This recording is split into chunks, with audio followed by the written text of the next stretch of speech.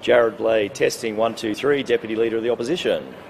So when you're ready, Declan. Oh, good. Wait for Declan. Declan's ready? Everyone's ready? Declan's ready? All right, All right. Oh, good. Good morning, Jared Blade, Deputy Leader of the Opposition, joined by Shadow Minister Tim Mander, who will talk shortly about the housing crisis we have in Queensland. I want to make some opening remarks today about the youth crime crisis we have. No matter where David Crisafulli, the Leader of the Opposition, and I and our team go across Queensland, we're getting feedback that Queenslanders are absolutely sick and tired of the youth crime crisis. We're hearing the feedback that they are absolutely scared of this youth crime crisis that we have in the state. Only yesterday we joined Emma, who had the car stolen from her front yard that she'd saved up for and she was going to give to her 18-year-old son on his 18th birthday. So time and time again, whereas at the Gold Coast yesterday, the Sunshine Coast where I'm from, the Redlands this morning where I was at a breakfast, I'm getting feedback that people are sick and tired of the youth crime crisis we have in the state. Sickening yesterday to see a young boy riding his bike on the side of a road and was hit and thrown some 10 metres in the air. This is where we have got to in Queensland now. People in some areas are afraid to go out at night. And now you've just got people on the side of the road, a young boy yesterday, absolutely devastating to see the footage and sickening to see the footage that people that were trying to evade police hit the young boy. And obviously that's now subject to an investigation, but it's just sickening to see what we're seeing across the state. What is it going to take for this government to act on youth crime, on crime generally? There has to be consequences for actions. And there's also got to be consequences for when the Labor Party watered down our youth justice laws. The first bill the Labor Party introduced into Parliament in 2015 when they won office was to reform the youth justice laws and get rid of all the strong laws dealing with youth justice. And it is it any wonder 8 years later that we're seeing all these issues of youth crime across the state. What tragedy is it going to take for this government to take action? Over 17,000 Queenslanders have had their cars stolen. We've seen assaults in some of the regions go up. Time and time again, people are pleading with this Labor government to act on youth crime crisis, and they're not doing anything about it. And they have to be held accountable for the consequences of watering down the laws as they have done in the past 8 years. This government has had more positions on youth crime than a bad game of Twister. Absolutely. And I've seen it. I have been in Parliament this last 8 years watching the Labor Party water down crime laws across Queensland, and Queenslanders are suffering because of it. Not only the incident we saw yesterday, but I was at the Redland Bay this morning. We had the Leadbetters down there. It is happening all across our regions in Queensland. The other thing I want to remark on today is, interestingly, I saw former Premier Peter Beattie make commentary about succession plans for this government. Seriously, the Labor Party are talking about succession plans. We're here talking about youth crime. Tim Mander's behind me going to be talking about the housing crisis. We've got a cost of living crisis in Queensland. Registrations going up, car registrations going up, fuels going up, costs of living pressures are exploding, interest rates are going up, mortgage rates are going up, energy prices are going up, electricity is going up. And this government are at internal war about who's going to replace Anastasia Palaszczuk. Seriously, they're talking about succession plan. They should be focused on the issues that matter to Queenslanders. They should be focused every day of the week on trying to come up with solutions to the crime crisis, the housing crisis, the health crisis. And while I'm talking about health crisis, I can advise today and announce that the LNP will be hosting its 28th Health Town Forum at Toowoomba next Monday. These Health Town Forums, which were started by David Crisafulli and Ros Bates, have been giving people a say. They've been giving patients right around Queensland a say. We are getting nurses and doctors coming to the Health Town Forums talking to us about the issues in the health crisis at the moment.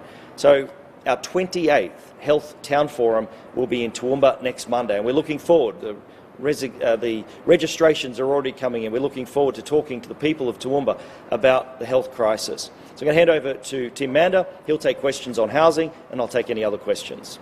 Thanks, Tim. Thanks, Jared. Well, the state government in recent times has made a number of announcements supposedly addressing the housing crisis that we have. They have a program called Help to Home. Well, I can tell you now that there's no help and there's no homes. This announcement that was crowed about 6 months ago said that they would have 1,000 new homes for social housing properties over the next 2 years. Well, we now know that in 6 months they only have 19 properties. In fact, they've only had one additional property in the last 4 months. At that rate, it would take 26 years before they got to their target of 1,000 homes. And what makes this even worse is that they're taking, or trying to take, these properties from the private rental market. And we all know at the moment that private rental vacancy rates are at the lowest levels probably in history, less than 1%. And here the government is making that crisis worse, trying to solve another aspect of the crisis. This is another dud policy. Last week we heard about the promise to use the Griffith University rooms, and they've been laying there, no work over a couple of months, and it's very unlikely that they'll meet the timetables that they've set as well, if it happens at all. So this government continues to make announcements about the housing crisis, and these announcements and these policies are continuing to prove to be ineffective. Announcements do not house people. What we have to see is action. Happy to answer any questions about that. The one dwelling is that the 38-unit complex at Longridge? Is that the one you're referring to? I'm actually not sure, Brendan, what it is. I mean, what is a bit puzzling is that there's 19 properties, and I think they're saying there's around 116 people that have been helped, but I don't know the details of that.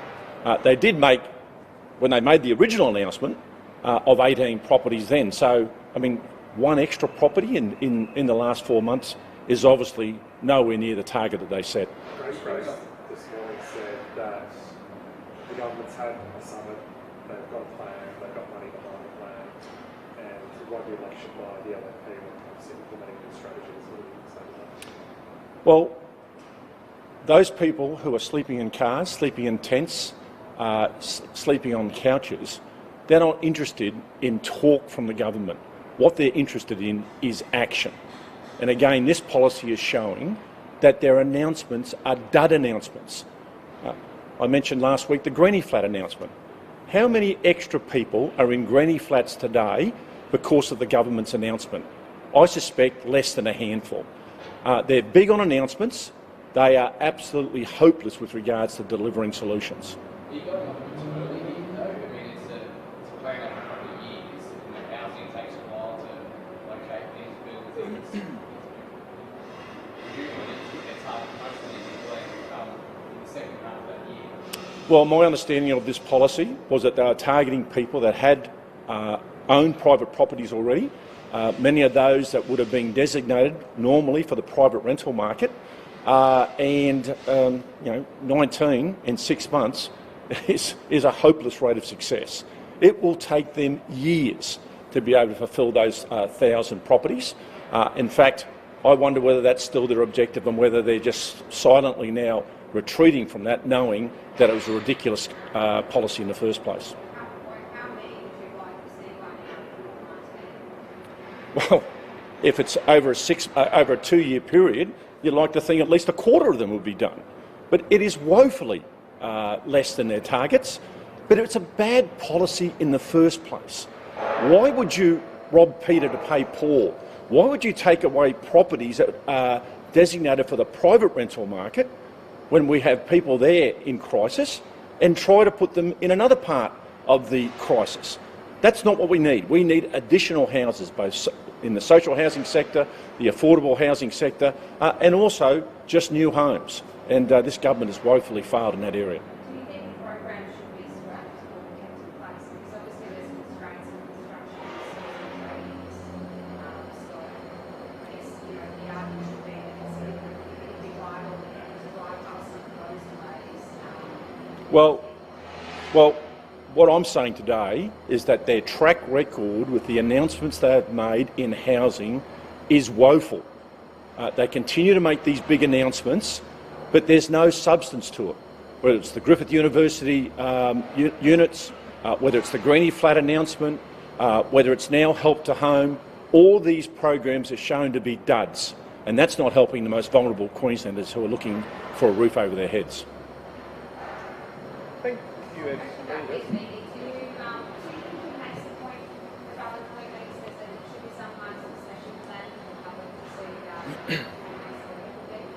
Well, I think they should spend less time talking about themselves and more time delivering and governing for Queensland. Fix the health crisis, fix the youth crime crisis, fix the housing crisis. The Labor Party look to be at internal war, whether it's backbenchers attacking the health minister, ministers attacking the health minister. So I just think they should spend less time talking about themselves. The only other comment I'd make, Marlena, is this. If you're talking about succession plan, my goodness gracious, look at the Labor Party, look across the front bench. The future is not looking bright for the Queensland Labor Party, I tell you. In your opinion, who do you think is nipping that Premier? Sorry. In your opinion, who do you think is nipping that Premier? Sorry, Brenda, the constructions. I heard the question.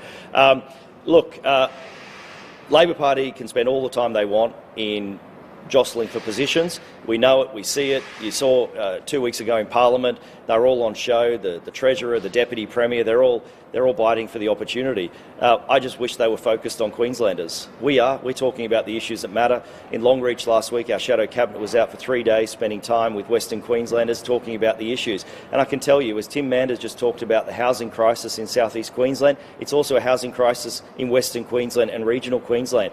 This is the stuff the government should be concentrating on. But once again, the Labor Party are all focused internally and not on the bigger picture. I would love to see the Youth Justice Minister, for instance, out talking about her solutions for the youth crime crisis, rather than blaming other people, because we see from time to time, and regular in this occasion, the government just blaming everyone else but themselves. Considering the LNP's executive undermined the last opposition leader you had and even went to dinner on Clive Cutler's yacht, is it a bit rich for the LNP to criticise the Labor Party for backstabbing in the background? I take the view on any political party that they shouldn't be focused internally. They should be focused on the bigger picture and Queenslanders. And when our side of politics was doing that at the time, I stood up with leadership at the time and called that out. So absolutely, political parties have to focus on the bigger issues. And I think we've shown, particularly in the last couple of years, we are focused on health, the economy, cost of living pressures, the housing crisis. Queenslanders want us to be talking about those things, not ourselves. And that's my advice to the Labor Party. Get the House in order, because if you can't govern yourselves, you can't govern Queensland, and they're clearly not governing themselves.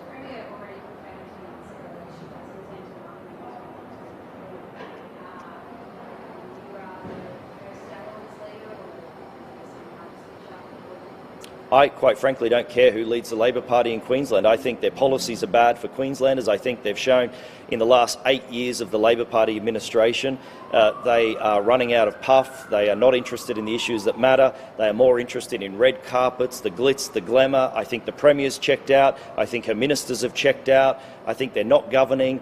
So I think the best thing for Queenslanders, now we have reached the halfway mark of this election cycle, is to change the government. If you change the government, you'll get better policies in Queensland, and we can finally start addressing the issues that matter to every Queenslander and not internally focused like the Labor Party is at the moment. Thank you, everybody. Thanks, everyone. Have a good day. Cheers.